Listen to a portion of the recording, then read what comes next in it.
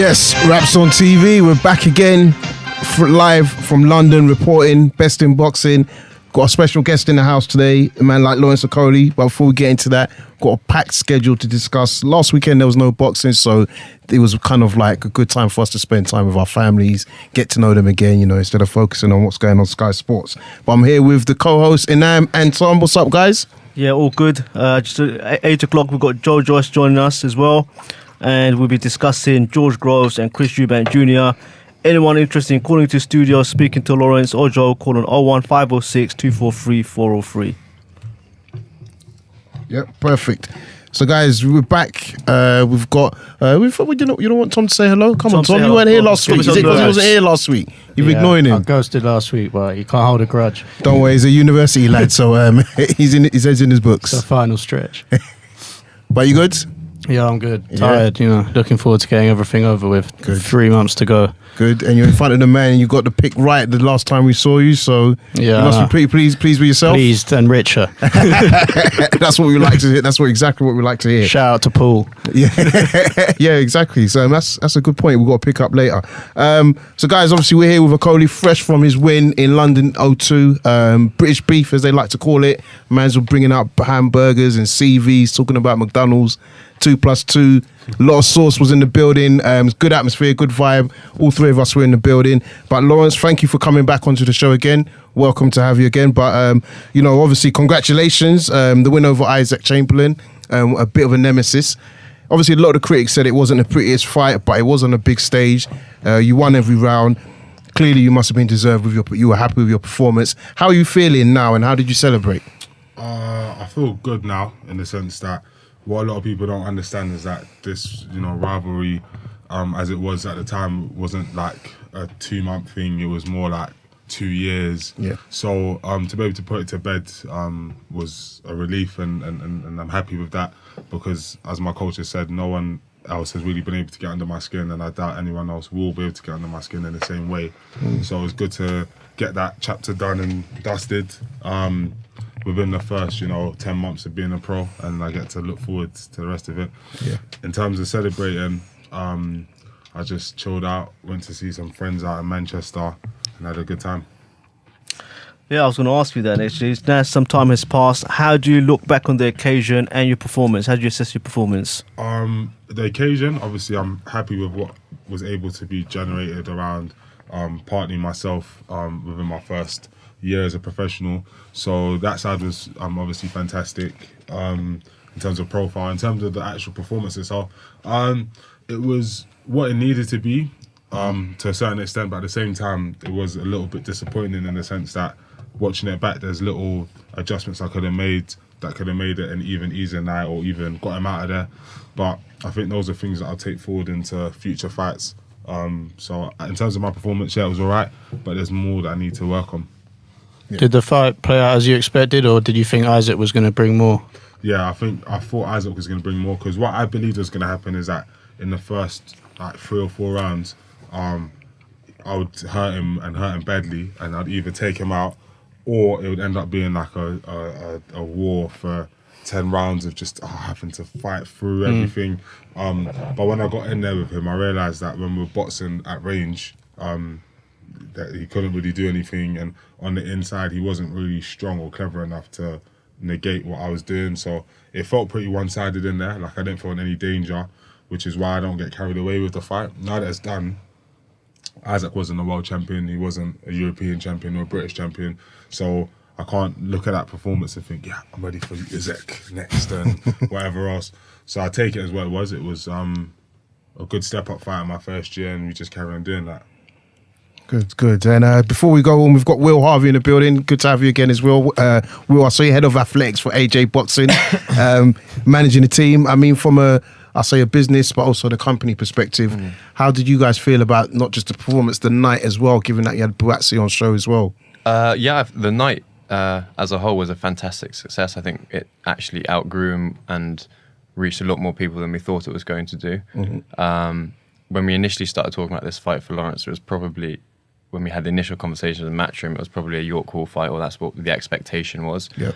A space freed up at the O2, so we thought, it's an avenue we might like to look at further on down the line, promoting shows. Do you think has Lawrence's profile increased quite a bit from this fight? Massively. If you just look at like the social media numbers and the media platforms that have been covering him in the fight, it's platforms that don't traditionally. They're not just boxing platforms. They're big national platforms. The BBC being one, the Telegraph. And they were covering him specifically, so his profiles increased massively off the back of the fight because I think it reached a wider audience. And that's what we're saying. That's why we were happy with the night as a whole, because it was our first sort of dipping our toe into the promotional thing, and it seemed to go much better than we expected. We ended up selling 8,000 tickets. So, if you'd told us that at the start, it would have, we would have bitten your hand off. So, very happy with the night. Slightly frustrating performance, as Lawrence has said, but overall, a lot learned, a lot of experience gained, and we move on to the next one. Definitely, and again, wish you guys all the success, and obviously Lawrence as well. But Lawrence, we spoke about your profile there, and leading into the fight, most pundits, and I know I was one of them that said it's 50-50. Even in the arena, Chamberlain seemed to have a bit of a presence, but in terms of the backing, did it annoy you that he was seen as such a competitive fight, and that also some people thought he could win? It wasn't annoying. It was somewhat distracting. So it's the first time I was going into a fight against someone as a professional where I wasn't expected to go in and just blow them out. So it was a new experience having to do with, Chamberlain's going to outbox him. If it goes past 4 rounds, so it's going to get tired and blah, blah, blah. So then I would read everything and watch it, because the same I do before all my fights, so just seeing what everyone's saying, and then I started almost getting caught up in it. Like, is it true? Like, am I going to get tired after 4 rounds? Is he going to outbox me? And then I started looking at social media over reality, which is what I touched on in the final press conference, that no one's going to tell me the outcome of the fight. I know how hard I trained. I know that when I was an amateur, I trained for 3 threes, 5 threes. Now that I've turned pro, I trained for 6 threes. Now it's a 10-round fight. I'm fit for 10. As we saw in the fight, fitness wasn't an issue. So you can't let, boxing experts or anyone tell you what reality is. I have to go and show what reality is. And it's in your hand as well, isn't it? It's not like someone's telling you it's going to be able to stop you from winning, right? It's all within you. So, literally. Why do you think the pundits did have that perception? I think it's an easy perception to have because I'm going in getting quick stoppages, and I had that fight in York Hall against Blaze where it was kind of flat and whatever, so they just thought, after 6, finished, watch. But you this is what I tried to say as well, you can't look at people's past performances and break them down for what they do wrong, because they did it wrong that night, they know they did it, everyone can see they did it, so the next camp, they're going to work on those sort of things. So you shouldn't really look at people's weaknesses too and get too excited, which is, I think, a mistake that a lot of pundits made, and obviously Isaac's team made. What was the game plan? Was it to try and knock him out? And did you feel you can knock him out after you put him down in the first round? The game plan was just to little stuff I don't want to go too deep into, because obviously it could probably ruin his career if people knew the sort of stuff that we were able to decipher from his other fights, which is why it turned into he couldn't really do anything in the fight. Don't want to do that to him. You're a decent guy. You've done enough. You've done enough. You need to be easy now. I don't wish that on anyone, So I think the game plan, we had little set maneuvers that we wanted to do, so we executed a lot of those in the fight, and just he did a lot better than I thought he would in terms of being hard to hit. To start off my attacks. So if I was hitting him with 3 or 4 punches at a time or 2, there's no way he would have made it through the fight. But what he was good at is slip the first one, we're inside again, and so that's definitely something I've got to work on, and something I've got to congratulate him for. He was a good survivor. Fair enough. Was the tying up part of the plan? Because I saw when you had the first clinch, you went in aggressive on the first clinch, and it was obvious the size difference straight away, and then the pattern continued. Was that something you were planning before? Yeah, 100%. I mean, I said it in the Sky Sports interview. Isaac's going to see how hard it is to work on the inside with someone as strong as me. So I knew that anyone that fights me realises if they don't realize or they don't believe before the fight, they find out in the fight that I hit hard. Yeah. I'm hard to hit at range, but so everyone that I fight is gonna be diving in, covering up, trying to get on my chest. But it's like, okay, what do you do when you're here now? Okay, you've made it to the, promised land. You're on my chest. What are you gonna do? Well, I'm gonna stop you from doing whatever you want to do, and that was the story of the night. Fair enough. So in terms of obviously the contest was for the WBA Intercontinental belt. What does that mean for you now in terms of maybe the next 2-3 fights? Who potentially is on your radar? What kind of opponents do you think you should be facing as well? It just means I look better in pictures. That's Yeah, what obviously a belt always does that. Yeah, that's literally in terms of what it means. Like obviously I still need to have a good meeting with my team to figure it out. But as we've seen, the fact I took this fight in my first year, I'm not afraid to go in there and have a 50-50 fight or whatever. But in terms of let's say boxing a world champion next, that's not on my radar. If I'm honest with you, there's still a lot of learning that I need to do as a professional. Physically, I think I've got a lot of attributes that I can take to the world-class level. I'm always going to be a tall cruiserweight. If I'm boxing a world champion or boxing a journeyman, I'm always going to be strong. If I'm boxing a world champion I'm always going to hit hard, blah, blah, blah. But it's the other stuff, patience, sticking to a game plan from second one to the last second. Do you know what I mean? Composure. Other stuff, keeping your composure. Okay, adapting. So in this fight, we were clinching a lot. I'm winning the clinches, but then hold on a minute. This is going to win the fight, but I want to win by stoppage. So what do I need to do? What adjustments do I need to make? Yeah. So little stuff like that I realised I wasn't doing. I'll go to the corner. My corner would tell me all the right things, and I'll be like nodding, give me water. I'll go out, first 30 seconds, first minute, it's going great, and I realise I'm getting success, and then I forget what's causing Is it hard to maintain the game plan though in the fight itself? So many things can happen. Is it I think it depends on the fight and on the fighter. So some people will probably have better concentration. So that's something I need to work on. So they're okay. But also, when stuff doesn't go to plan. So for example, when someone has a game plan against me and I hit them, oh well, okay, let's change it. For me, it might be I've missed a punch. Okay, then I'm focusing on the fact I've missed as opposed to the fight. So it's a lot of stuff that we're working on. So what you don't want to do is look at that performance and think Lawrence Okolie. Because the next fight, another one's going to show up. And just, you touched on something there saying that, it's your first year. How do you look back on your first year as a professional boxer? Sensational. That's why we need that confidence, though. And then you need to be a persona as well. So, but how do you feel? No, but for real, if I'm honest with you, like if someone said to me at the start of my professional career, you're going to have 8 fights, you're going to stop 6, you're going to headline the O2 and there's going to be 8,000 or 9,000 people in attendance. Yeah. On Sky Sports 1 as well. Sports at the O2 Arena. What? Who'd I have to kill? Yeah.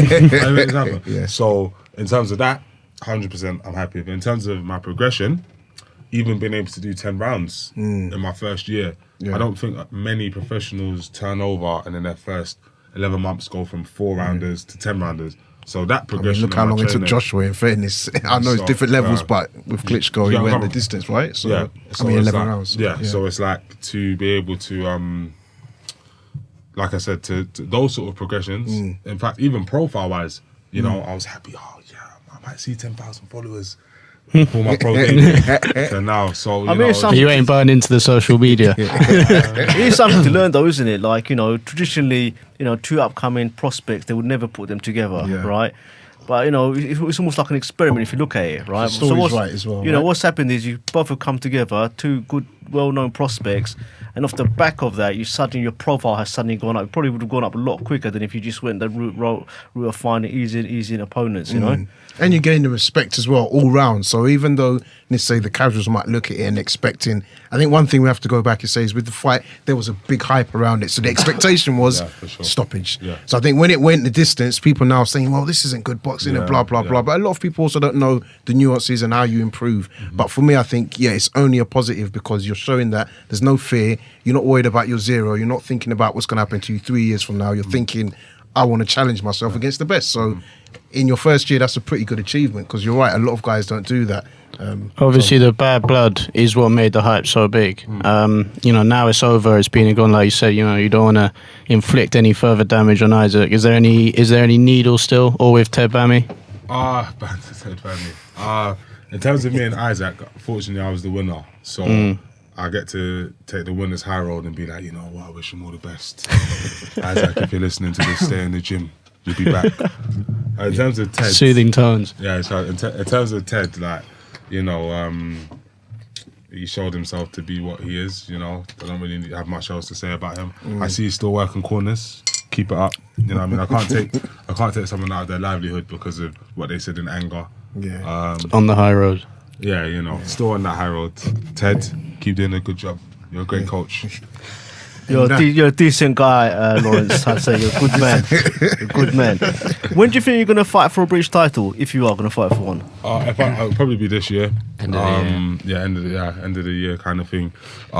Just get a little bit more experience, because what I don't want to do is disrespect the champions, Commonwealth champion, British champion, whatever, because they're conditioned to do 12 rounds hard, veteran tricks.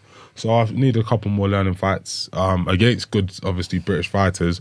But, when it's time to box the British champion, I want to look across the ring and know, like, whatever way this fight goes, long, short, hard, knockdowns. Who would you fight next, do you think? Like, you fought Chamberlain. Who's next above that, below British level? I was hoping for someone like Craig Kennedy, as I said, because the last fight he had was for the British title, so it'll be a good gauge. I can't be the full matchmaker. I wanted that fight because he's from Wales, and I wanted to be on the AJ undercard. Still up in the air, we don't know. But in terms of who I'd fight next, I want to fight British guys. Reason being, you kind of know who you're boxing against, and you can build something, if that makes sense, as opposed to risking it all every time against an Eastern European or like a random guy. Get to be best in Britain before we go on to the rest of the world. Yeah, it's a good strategy. And so obviously for those of you that are long-time listeners, we give thanks always. You remember that Okolie, the first time was in the studio, had a TV crew with him, following him around, part of the documentary Story of My Life. Obviously we saw ourselves, as Nam said, he said to his mother that he made it. Yeah, we made it, mama. We got to see a bit of your lifestyle, Lawrence, and obviously your family. So going into this fight, how were, obviously not your family just supporting you, but we got to see your mother. How was she around the fight? Where did she watch the fight? And obviously now you won. How was the party, and did the jollof come out? My mum doesn't like to watch my fights in the flesh, so before she never watched them until I've won and she watches it back. Then now she's got to where she watches it live, so she watched it at home. Supported that way. Around the fight, obviously she. Look what he's been saying. Look what he's been. Look. Disrespecting my son. Yeah. All my friends are messaging me about him. So there was a lot of that, and I had to sort of tell her as we got close to the fight, I know what he's doing. I'm gonna get him. Don't worry. Yeah. Just don't. When I come home, don't talk to me about him. You know what I mean? So that was it. And obviously, when I won, I got to go home. with the belt. My little sister, show them all. What we did, and put the talking to bed, because I told her, don't listen to what everyone's saying. She's like, are you fit? Are you been training hard? Like you see me every single day, like running and stuff. She's like, yeah, but they're saying you're gonna get tired, and I had to reiterate to her, don't believe what you see in the papers. But it must be a worrying time for family as well. It must be a worrying time for any family member. Of course, and I could see it. Even my brother Henry, who comes with me to the fights and training, he was even tense. Like, Lawrence, Isaac's not the guy to beat you. And what people also don't realise is that there was a whole social media war going on amongst my friends. I know, and you his could friends, see. And since then, we've taken the high road. Yes, we have. But as I said, losing this fight, you know what memes are? Yeah. I would have been in trouble. Yeah. I would have been in big trouble. We're honest here. One of our callers, a loyal guy, he actually made a few memes and supplied them to Isaac. You see? He was hopefully he's on the line as well. So listen, we're gonna open line. So guys that are on the line, obviously thanks for listening, getting patient. I believe we have Joe Joyce on the line now. So we're going to do the magic and open line for Joe. So just give me 1 second. Juggernaut. Hello. Yeah, Juggernaut. Hello, Joy? Oi. How you doing? It's Kojo from Raps on TV. How you doing, sir? Yeah, good. Good. Thanks for calling. We've got the guys here, Nam, Tom, Will, and obviously somebody you know through sparring, Lawrence Okolie. Joe, say hello. Joe, Yo. thank you very much as well, mate, for well. taking the time to call in as well. That's most appreciated. Yeah, cheers. Yeah. Joe, so you're taking on Rudolf Jozik this Friday. I hope I pronounced that right. It's fair to say it's probably an easier opponent than your debut with Ian Lewison. What was the thinking behind this opponent? Well, he's, it's a good start to the year. He's a big guy. He's 6'5". So he's going to be a good opponent to start the year off. He's got a good record. He's like 7-1, and he's a bit of a banger. So it'll be a good test to get this year rolling. And I read that you were sparring out in Vegas again for this camp. When I spoke to you before your debut, you'd been sparring Bermain Stavern and Dominic Brazil. Who have you been working with this time?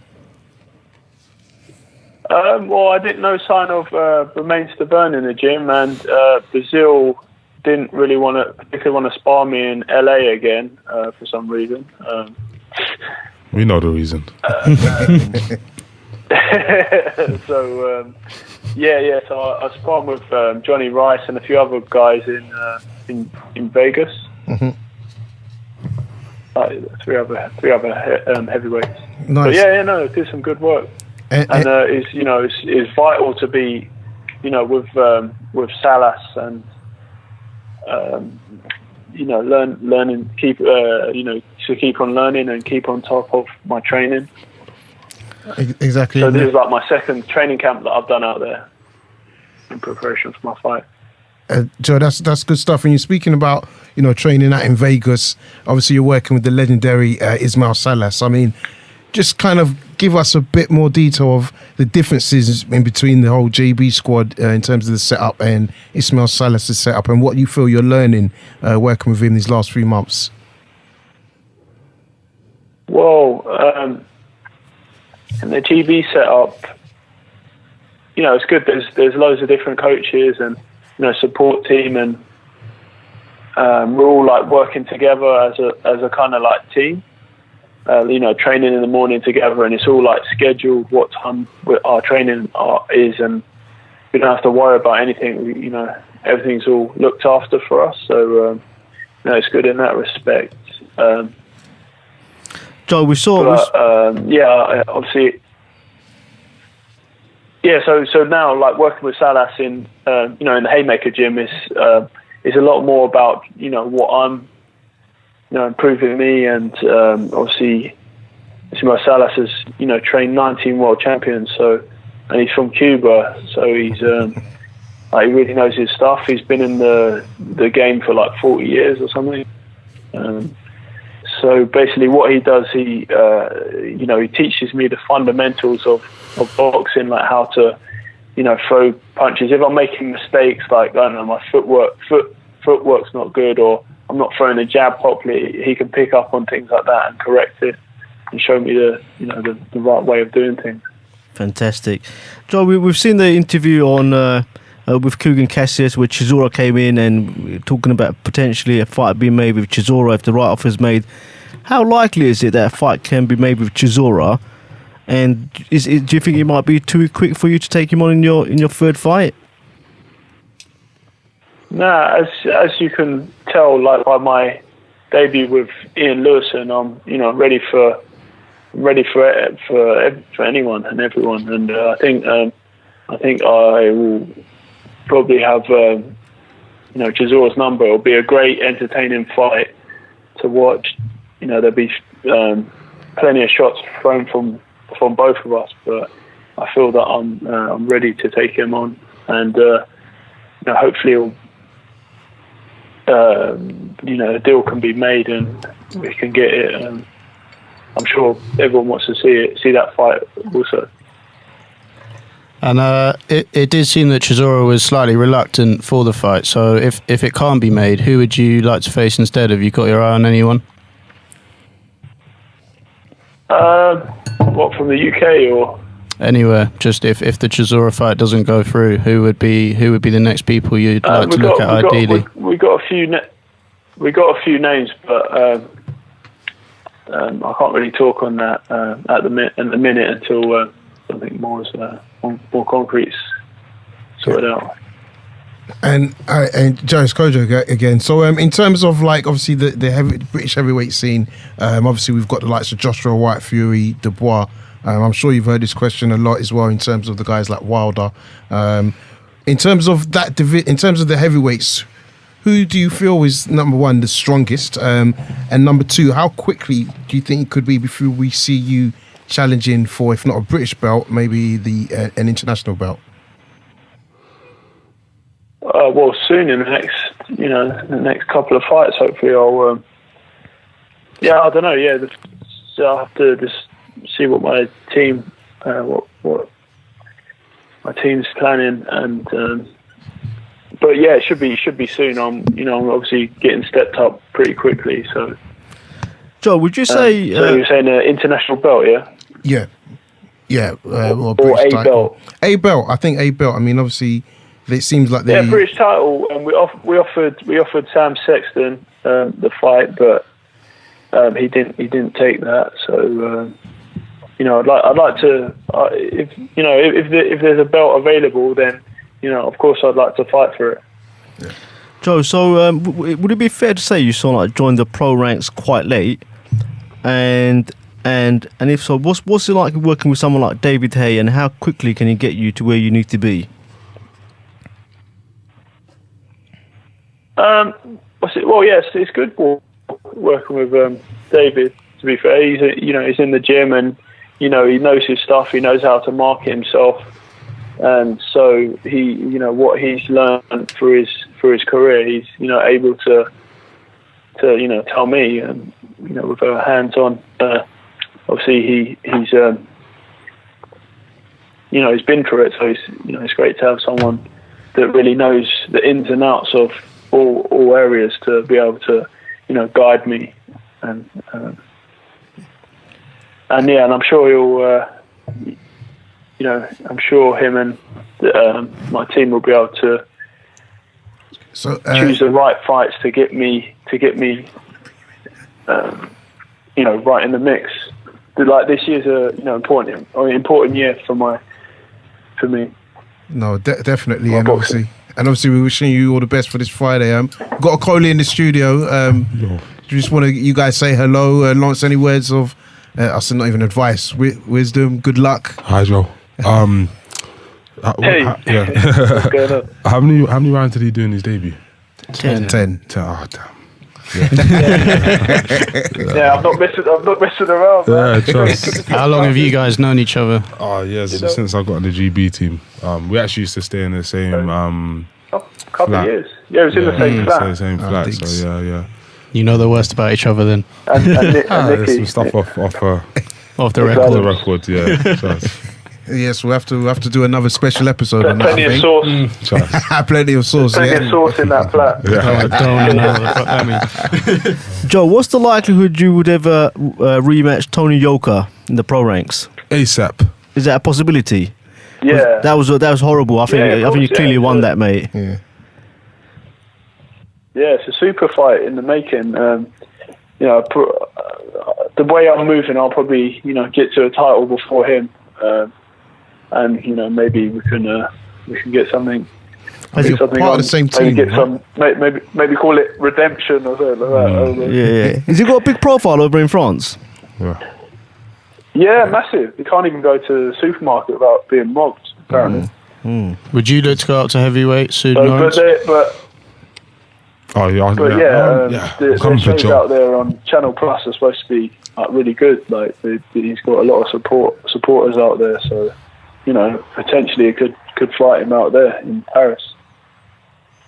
And Lawrence, would you look to go up to heavyweight as well and join them too? Yeah, definitely. I'm coming for Joe's spot ASAP, which is why He was talking shit about you before we came on. Yeah, join heavyweights. No, but as of right now, like I make the weight. I don't know.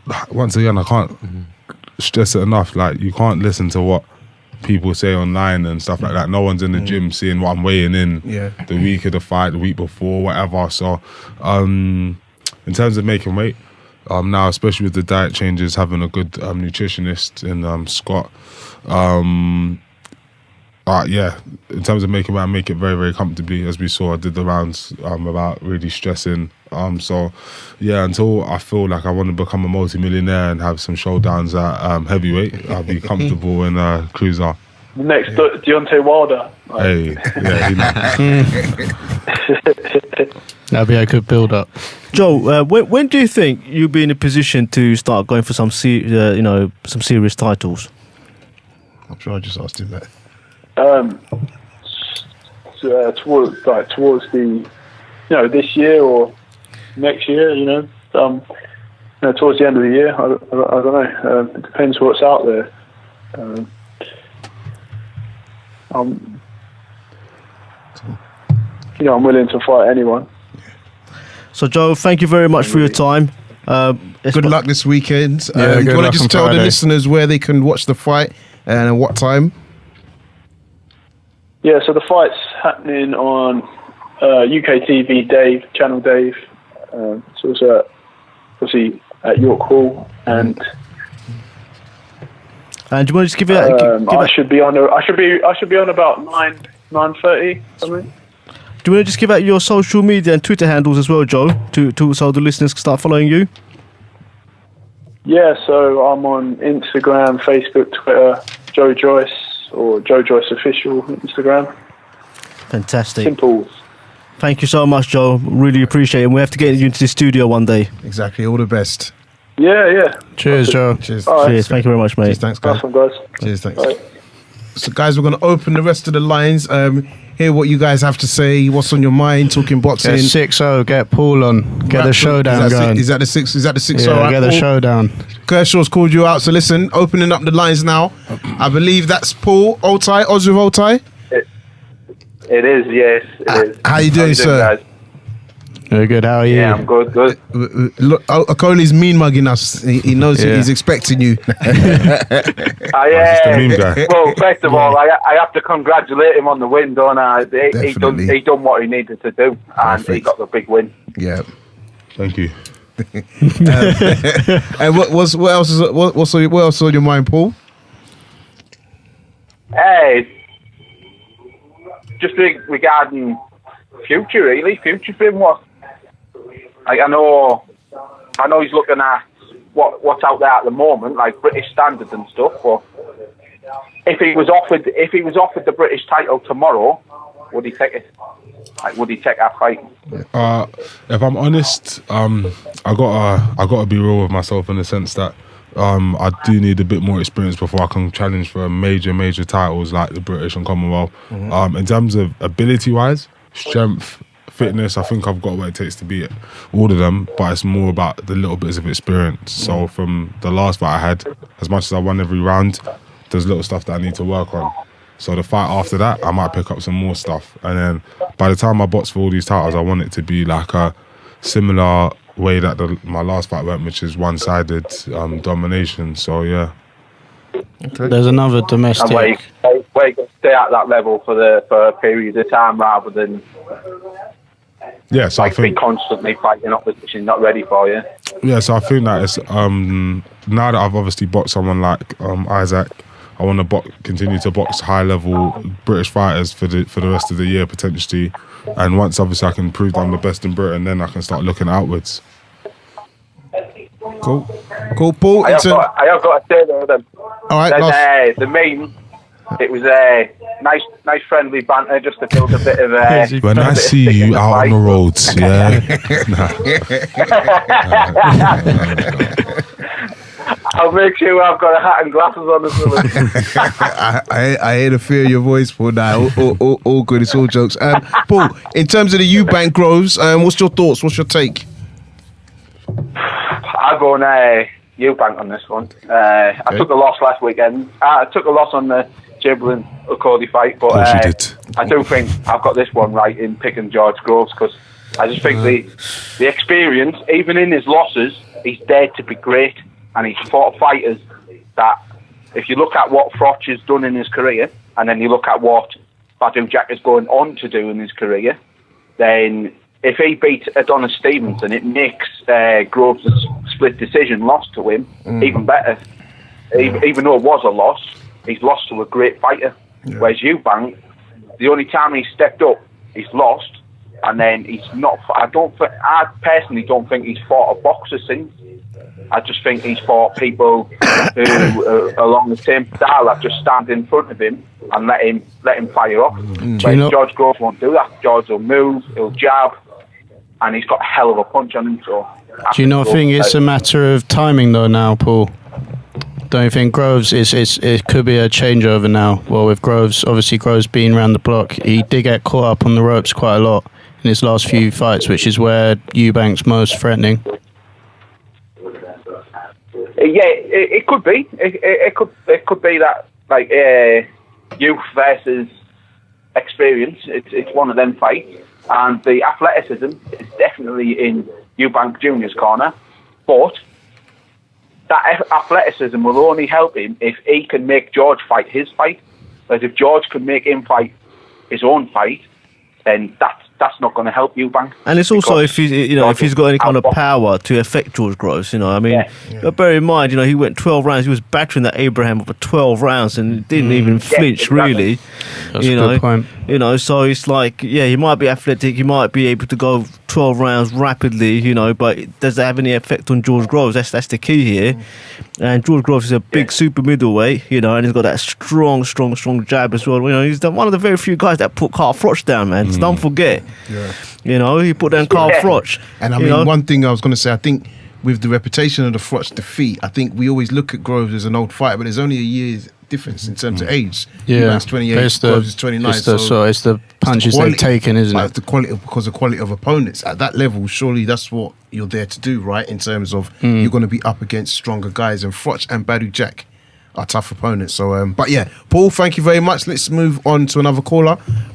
We've taken down. Good looking for Lawrence in his future, and I don't think there'll be another fighter that'll create memes for. It's just how his team has on that one. So. Thanks, Lawrence. You've retired the man. They were rubbish anyway.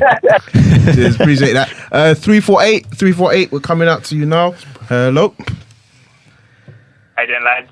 Yes, Mr. Lyons, how you doing, sir? Yeah, not too bad, not too bad. Good. What's on your mind? Get it off your chest. Yeah, I just wanted to ask Lawrence 2 questions. In the build-up to the fight, there was a lot of emphasis on the caliber of Isaac's sparring partners. So he was out sparring Usyk and Perez. I just wanted to ask, what confidence do you take from those stories in the way that you dealt with Isaac in such convincing fashion to be able to operate with those sort of elite-level fighters in the future? I don't really take much from it, in the sense that I don't know how the sparring went. How many rounds did he do? None of it really matters, because, I mean, I've sparred against some top quality fighters, amateur and pro. For example, I've sparred Anthony Joshua. Doesn't mean that I can beat anyone that Anthony Joshua's beaten. So, yeah, sparring is good for experience and stuff, but what I do take from the fight is that no one has ever wanted to beat me personally as much as Isaac wanted to beat me, and still it wasn't enough. So that's all I can take from it. In terms of sparring, it is what it is. I don't want to be a sparring partner, I want to be a champion. So that's what we're going to do. Yeah. Thomas, we've also got this mega fight this weekend. George Groves vs Chris Eubank. What's your view, mate? Yeah, I'm going with Groves as well. I just think the size advantage, the experience he's had at world level. I think if he keeps the fight at long distance, I think he'll be able to get traps up for Eubank, because he's so susceptible to being caught when he lunges in. I think he's very reckless at times as well.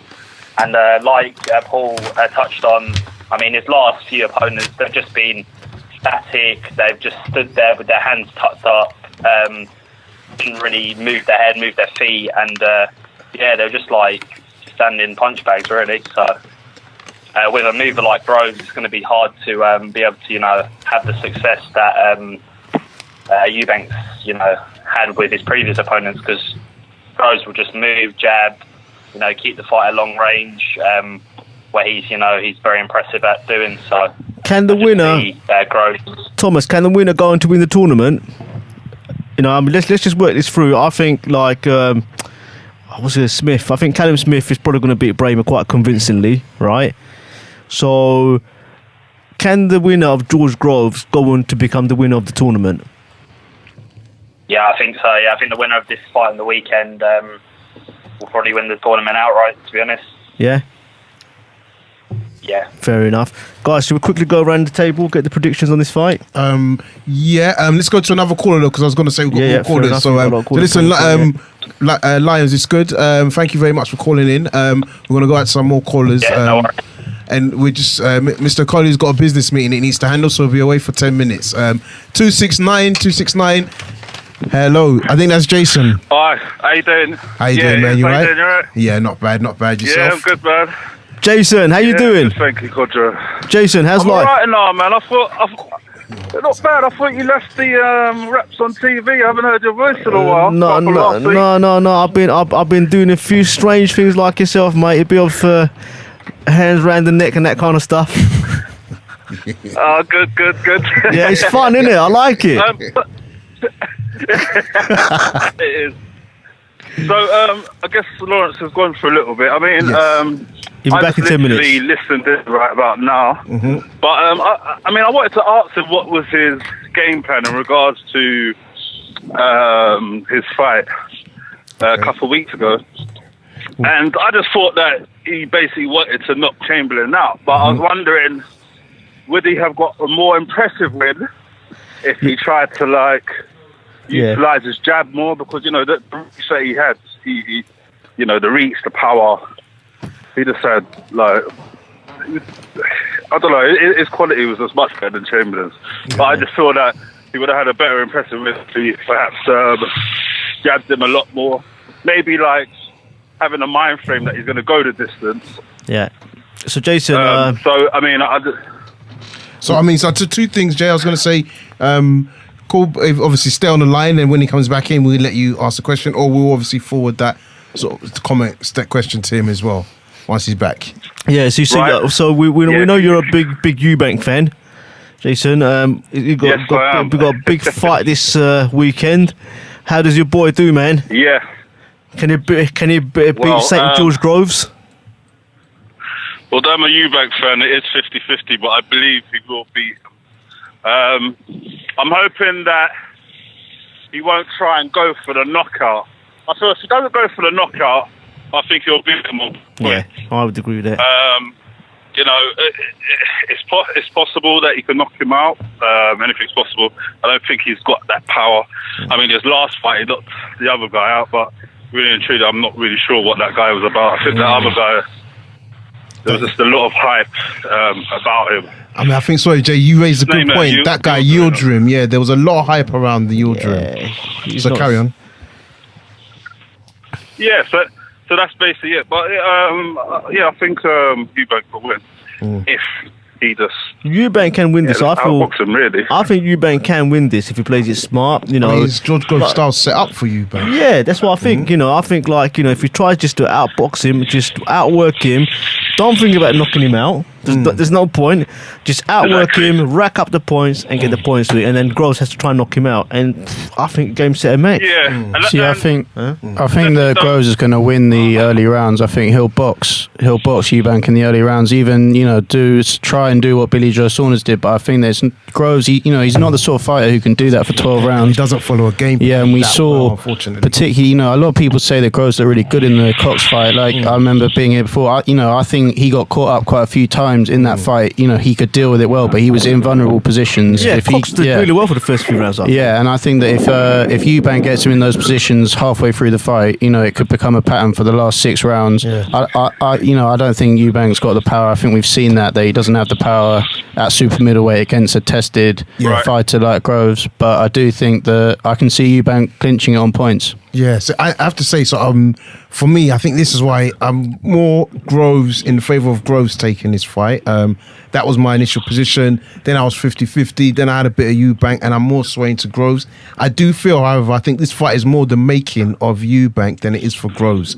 And the reason I say that is because we don't know what Eubank is actually really capable of. Yeah. In the sense of, Definitely. we know he's got good speed, but actually we haven't seen him use it in terms of against top opponent. Somebody said something earlier. Is it kind of that, not passing of torch, but is it Eubank's time? I don't know, and that's where Everyone needs one of uncertain. these fights to become a superstar. I think it is And his time, man. Becomes a superstar. And this is the time. And that's how I'm slightly feeling like that. But I just feel if Groves can fight smart, and I think there's a bit of needle now in between them, that I think he might stay focused. If he can, then I think he can beat. Because I actually think it's the opposite. I think Eubank stops in, but I think Groves takes it on points. I think the one thing to remember as well is the Eubanks have always been quite careful about the fighters they face, and they were straight in for this Groves fight. They knew they were going to get this Groves fight before they entered the tournament. Yeah. You know, you've even said they And wanted also- to get the Groves fight before they entered the tournament. So And I think on that that- intent shows that they're confident. And you raised a good point there, because everybody was saying he's going to pull out. He's going to enter the competition, get a bit of money against the easy guy Yildirim. When it gets tough, he's going to pull out. But actually, he doesn't seem like he's doing it at all. And I don't know if you've seen any of the media workout. They both look strong, and I was hoping to get a gauge from it, but I saw. I don't think you can Eubank- ever take too much You can from never take those, too yeah. much. But what was impressive though was the way he was just unloading shots. He let off about 10 hooks to the body, and I was thinking, what is Groves going to do if he gets caught in that? Do you see what I mean? Eventually, is it going to take its toll? Yeah, but the thing is, when you're doing 10 hooks, the guy's going to step back. You know what I mean? You can't really do that in a fight, man. Yeah, but Groves isn't a fleet-footed fighter that necessarily is always going to come out of positions. I know what you're trying to say, but I think 10 hooks though. But in the 6-7 rounds, and for me, Eubank is a volume puncher. He's not a jab. Yeah. Like, he doesn't have a jab. So I think if he can catch Not him one with that three or can four- compete with Man, Groves listen, anyway. Jason, listen to this, man. Sorry, Jason, we you hijacked your call. You're going to be upset, man. Listen, don't upset the guy like that, man. I'm listening. No, we hijacked your call as well, man. So what's your the bottom line? Who's your pick? Who are you picking and how? I'm picking Eubank, and that's on points. Okay. Good decision. I was actually going to say TKO Eubank 10th round, but I've actually said this before, so I'm going to go for points. So. If it is a KO, it's going to come late. That's another for sure. question, though. Another question Yeah. quickly. Yeah, what do you yeah. think about Eubank Senior? Just putting it out there that the referee should stop the fight with the volumes of Chris Eubank's punches, and just to save the other fighter. I mean, do you think the referees will listen to this?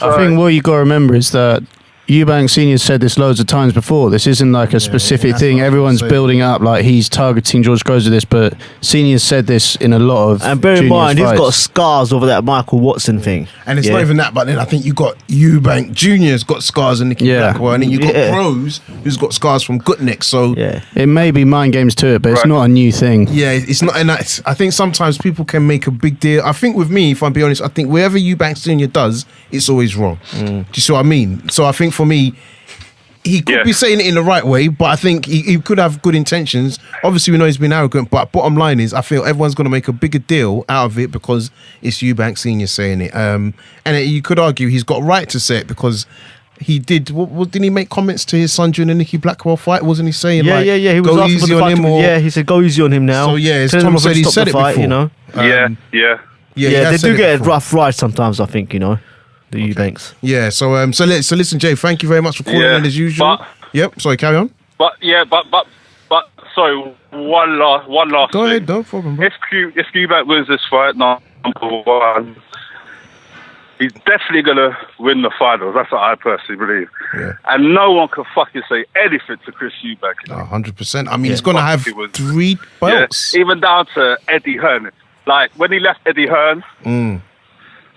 Yeah, when he left Eddie Hearn, there was this scenario like, what is he doing, kind of thing. And the game plan has been good for what he's been doing in regards to his career. His career has Mate, he's the progressed. flagship fighter for ITV. ITV, exactly. He don't need no one to come to him. He basically has people come to him now. Yeah, and you know. and you raise a good point there. And look at the World Boxing Super Series, Yeah, mate. It's on his exactly. platform. It's on his That's his platform. channel. Yeah. I know you're not going to agree with this, but I think that the Eubank Smith fight, if Yep, Eubank yep. is to be successful, is not by any means a foregone conclusion. I think that Callum Smith's style is all wrong for Chris Eubank. Yeah. And I did ask that question before, mate, and I think, did you say you still think Eubank going to go on to win it? I said, no, sorry, that was with Paul. Paul said that. No, I don't. I will have to see when we get there. I don't think it's a full conclusion. I'm not even sure if I would bet. I need to see how Smith. I need to see how Smith looks in. When you speak to a lot of boxers, they rate Callum Smith as the highest person in this tournament, and they have done since the start. And there's going to be a reason for that. He's massive. He's like a light heavyweight, really. I mean, He's so tall, and he's got the range. Everyone says he has a hard time making the weight, and you think, how on earth could he not? Looking at him, exactly. So he's in the right division. I would also say. There you go. Go ahead. In regards to Eubank and Callum Smith, I think the uppercuts and the hooks will connect that Eubank will give him. But that's my opinion. Yeah, no worries. And I'm not a boxer, as you said. The boxers, and neither are we. But that's what we want, bro. We want more people. Opinions, more people speaking, more people calling in, so I appreciate that. Listen, we're definitely going to move on to the next one, but hope to hear you next week, Jason, after the fight. Thank you, guys. Cheers, no problem. I appreciate that. Thanks, Jay. Cheers, thanks. Going to 012. The floor is yours. Hello. Hiya, mate. It's Joe. How are you doing? Yes, Joe. How you doing, son? You alright? Joe, representing Manchester. How you doing? How you doing, Joe? Are we linking up with you? Are you in town for the Eubank fight? I'm all right here. Are you in town for the Eubank Groves fight? Yeah, there's a few of us going, mate. So we'll have to try and link you up then, because we'll be in Manchester. Yeah, there's a few of us going. Perfect. Yeah, let's make sure we link up. So what you got to say, Joe? What you got to say, mate? Yeah, definitely.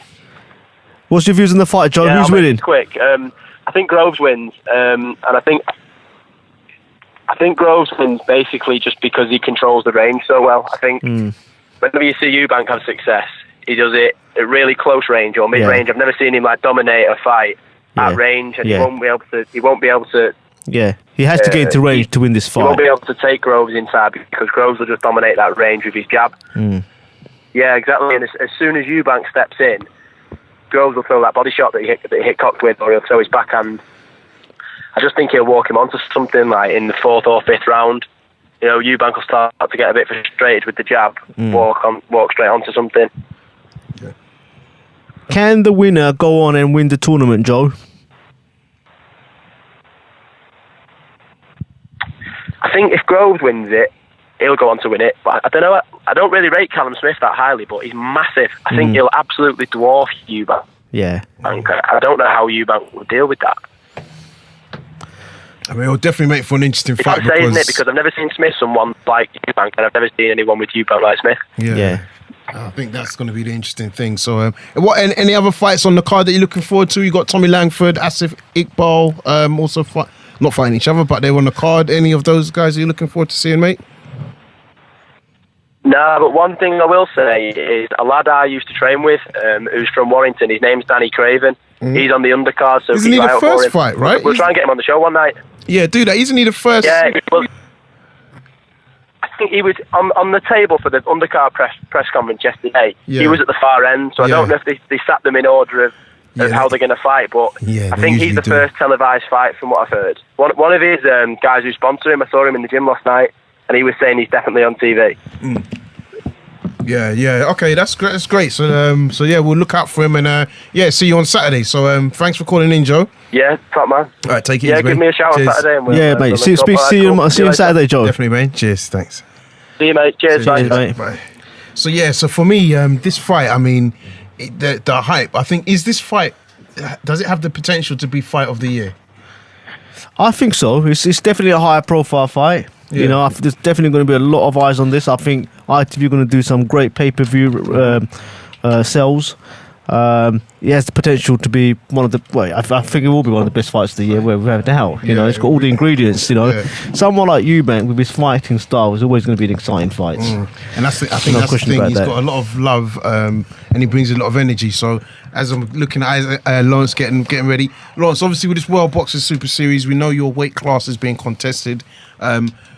would you ever consider fighting for the Ali Trophy, and then potentially how far? And what do you think of the World Boxing Super Series as well? I think it's been a fantastic success. Like, all the fights I've watched in it have been entertaining, competitive, especially in the cruiserweight division. When they got to the semi-finals, they were all fantastic. Yeah. So yeah, I mean, obviously by the time I'm ready to box for world titles, hopefully there is a tournament like that going on. Because, pardon me, it reminds me of the amateur days where you just go in and the best fight the best, and then at the end there's a winner who, you know what I mean, shows himself to be the best out of all of them. Who wins from Usyk and Gassiev, according to yourself, in the final? I'd say Ozek's going to win, just on boxing ability, movement, stuff like that. Obviously there's always the chance of being obviously knocked out, especially at this weight, but I think with the way that their styles match, like Gassiev is very much like he'll take it on the gloves, come over, but I think Ozek will be a little bit too like sharp with his movements to, and I think it will overwhelm him. Earlier we were speaking about your potential opponents. On the undercard this weekend, there's Arthur Nickball against Simon Vallily. You don't rate either of them? Future opponents possibly? I think his facial expression says it all, mate. No. He's trying to be polite. They're both good fighters. I've sparred Simon Vallily in the past, and you know, Arthur Nickball, he showed me, I think he stopped Wally Camacho. Yeah. So it shows that, you know, he's above Southern area level. He's a bit more unknown, isn't he?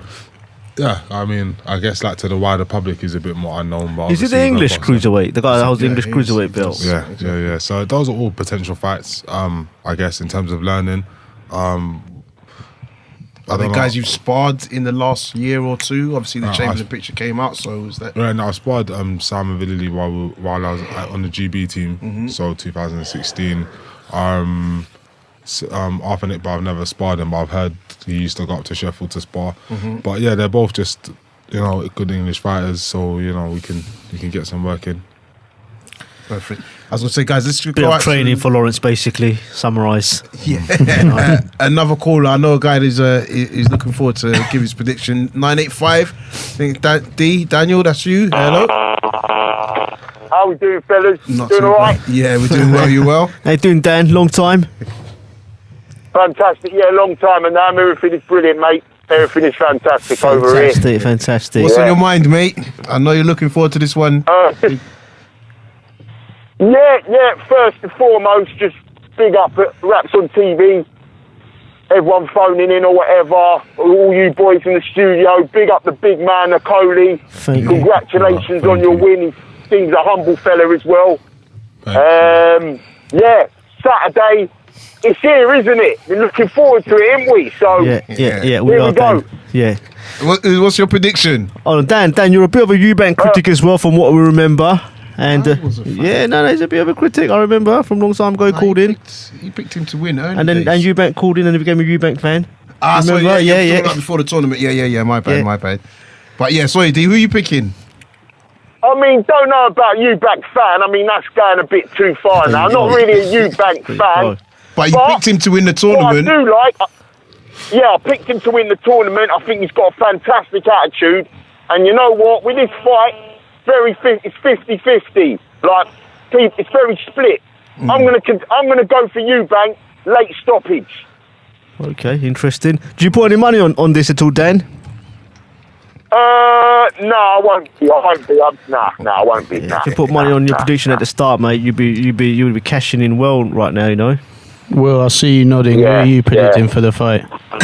I have to say I've chopped and changed as well. I've swung on a daily basis, to be fair. I initially started out thinking that the intensity and tempo that Eubank fights and the youth that he's got on his side would be too much and he'd overpower Groves.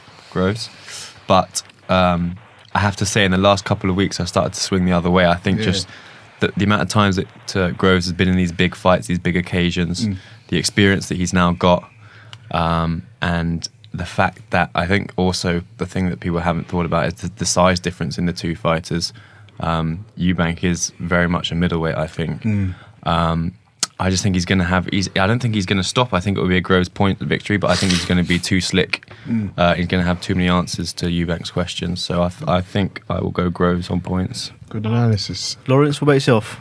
I think that that one of them's going to dominate the other one completely. Like it's either George Groves is going to be able to use like the obviously boxing experience, like working a jab, moving at angles, giving up space, countering, and obviously Eubank hasn't obviously boxed at that kind of level in terms of actual boxing ability and IQ, and this is real life, so that can play a massive downfall. But then everyone's seen Eubank in training, in fights. It's like it's unbelievable what he's able to generate out of himself.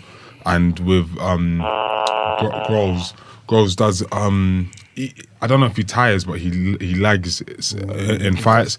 And if Eubank is concentrating while he's lagging, he might be able to unload his attacks. I sort of share that view.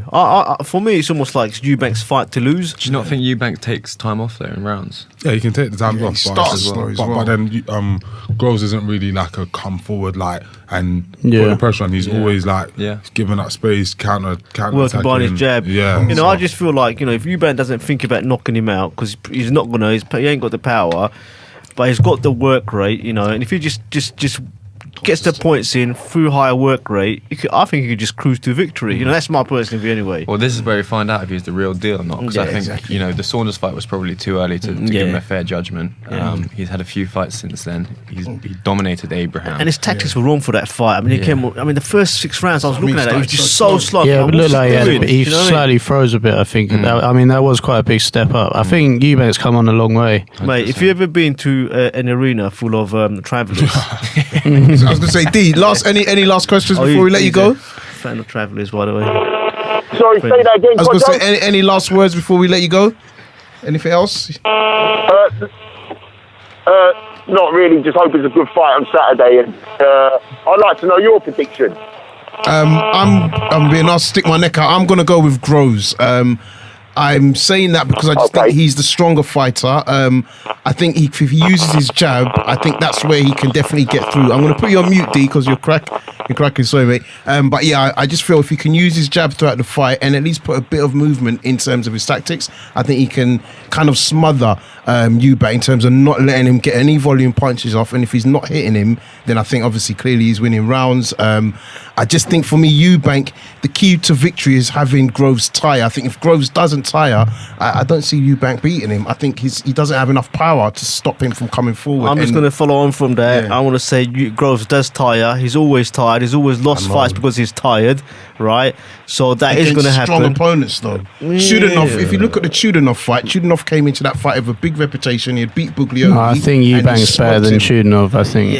I'm not saying yes or no, but my point is, if you're only going to say he's tired against Jack and Froch, and are those weak opponents? Yeah, but then, you're talking about 12-round fight, and we know one thing about Eubank, mate. He's relentless, right? You can't just say, he's not going to be doing that, is he? Against what type of opponents? Okay, man, look, look, I'm basing it on what I've seen about Eubank, right? We're not saying he's not fought the best of the best, but with that, what I'm looking at is his past fights and his work rate, comparing that to Groves tiring in fights, and if someone is putting that much pressure on, I think inevitably Groves is going to tire. If you're fighting non-stop, from start to finish for 5 or 6 rounds, you are going to tire. And is Eubank the guy to capitalise? That's where I'm not sure. I'm going Eubank. Since the Cox fight, I've been Eubank the whole time. I think that Groves showed weakness in the Cox fight, and I know a lot of people say the Cox fight was a good performance. I think that there were vulnerabilities there that Eubank can expose and will down the stretch. Yeah, and I'm also taking something that defense. Carl Froch said as well. About Eubank's got iron chin.